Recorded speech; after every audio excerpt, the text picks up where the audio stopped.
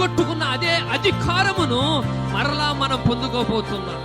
ఆదాం పోగొట్టుకున్న అదే హక్కుని మనం మరలా పొందుకోబోతున్నాం. ఆదాం పోగొట్టుకున్న స్వాస్థ్యమును మరలా మనం పొందుకోబోతున్నాం. ఆదాం పోగొట్టుకున్న నిత్య జీవమును మరలా మనం పొందుకోబోతున్నాం. ఆదాం పోగొట్టుకున్న ఈ రాజ్యమును మరలా ఒక రోజున మనము పొందుకోబోతున్నాం. ఈ రోజున అభిషేకింపబడిన తర్వాత మనము తరవబడుతున్నాం, ఏడవబడుతున్నాం, కొట్టబడుతున్నాం, నల్లగొట్టబడుతున్నాం.